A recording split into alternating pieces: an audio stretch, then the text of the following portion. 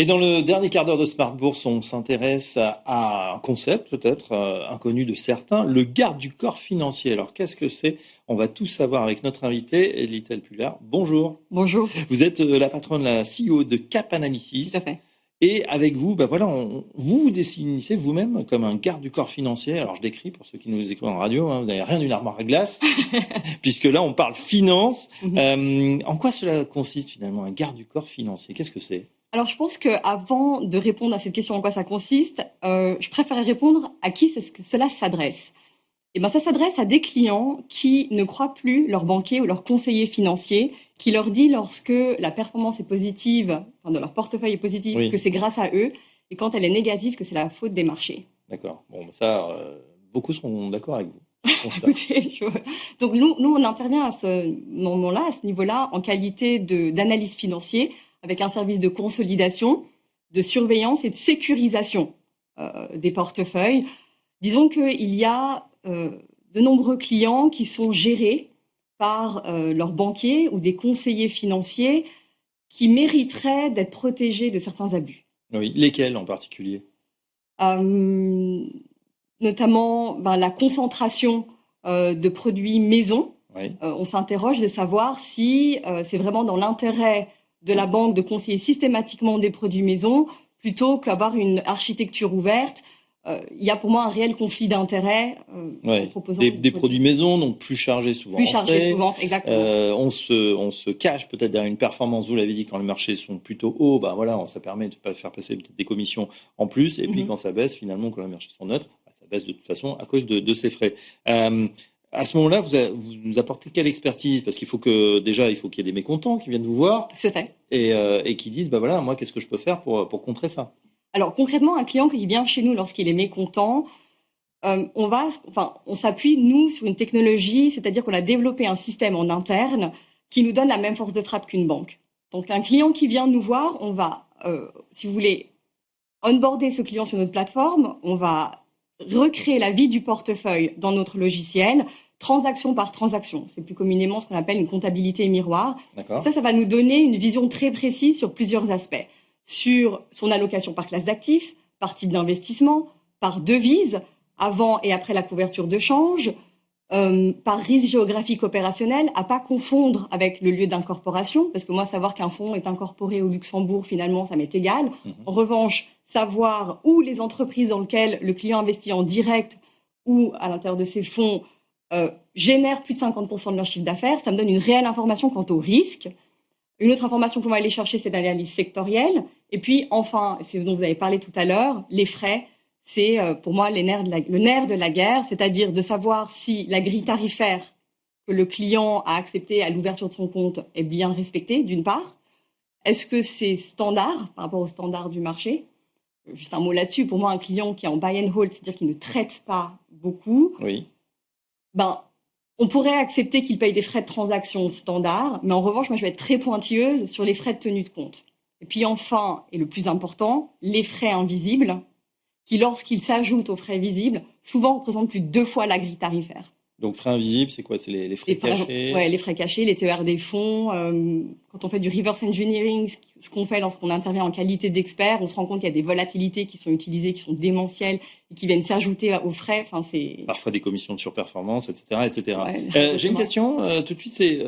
On se dit que est-ce que c'est accessible à tout le monde ou est-ce qu'il faut déjà un patrimoine assez conséquent? À partir de combien on peut venir vous voir? Alors, on peut venir à partir de n'importe quel montant. Et chose étonnante, moi, aujourd'hui, lorsque je reçois des clients qui est entre 50 000 euros ou 50 millions et plus d'euros, aujourd'hui, ces clients se plaignent littéralement de la même chose en utilisant les mêmes mots. Ça veut dire qu'ils en ont marre de payer des frais exorbitants, ou en tout cas très importants, pour une performance qui est médiocre, voire mauvaise. Et puis, ils ne savent même pas de ce dans quoi ils sont investis. Et quand ils posent la question à leur gérant ou leur conseiller financier, finalement, ils reçoivent des explications qui sont très nébuleuses. Et donc aujourd'hui, les clients de plus en plus sont en demande d'informations, de transparence. Ils veulent reprendre le contrôle de leurs investissements. Ils ne veulent plus être simplement traités comme des vaches à lait. Puis je reboucle avec ce que vous disiez tout à l'heure sur les produits maison, ce qu'on disait. Oui.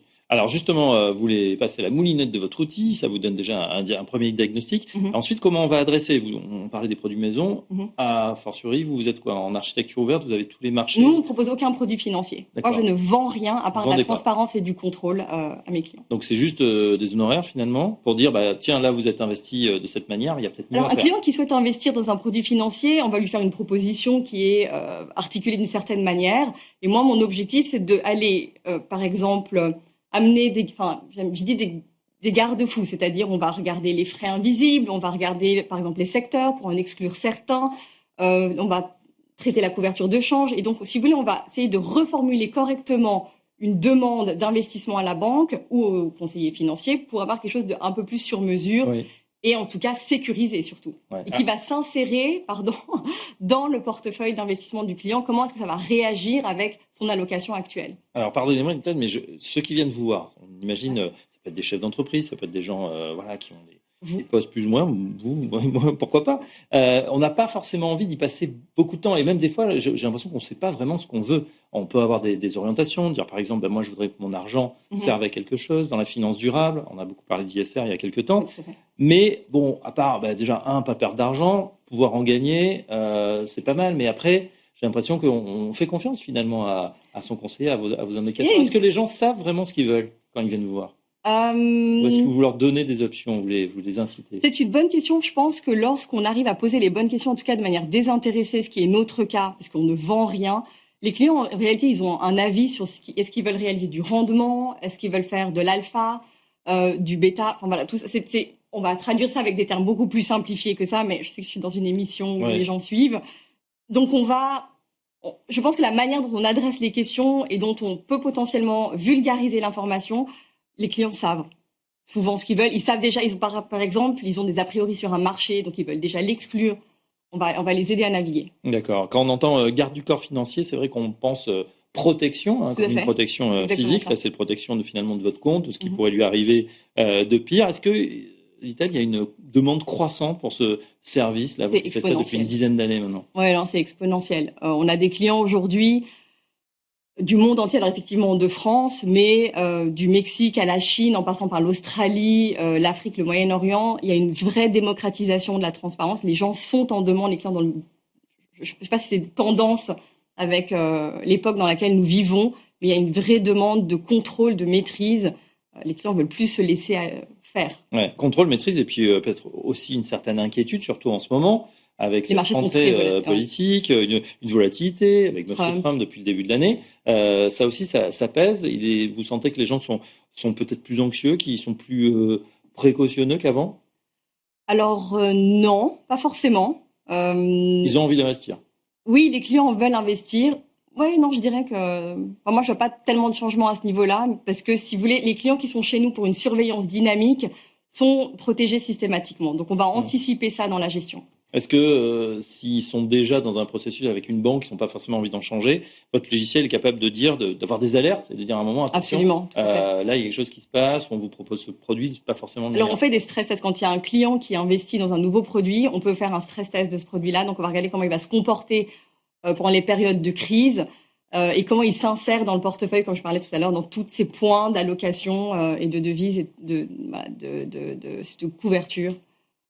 D'accord. Donc là, ça peut être une alerte en particulier. Ouais. Cap Analysis, pour ceux qui nous regardent, qui se disent tiens, pourquoi pas, moi j'ai envie d'essayer, pourquoi pas de passer mon portefeuille à la moulinette ou d'être mieux protégé avec ce garde du corps financier. Comment ça se passe? C'est un logiciel, il faut venir vous voir physiquement? Alors nous, on vend le service. Moi, je ne vends pas le logiciel, je ne suis pas une équipe, je suis pas une boîte IT. Oui.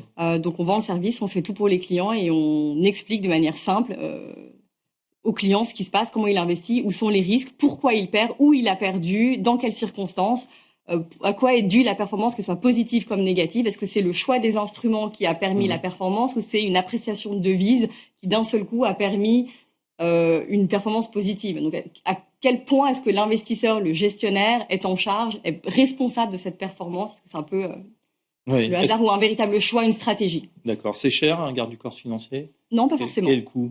Alors, il y a deux types de coûts. On a des coûts récurrents, donc c'est-à-dire on va faire une proposition à l'année pour un client qui souhaite une surveillance dynamique.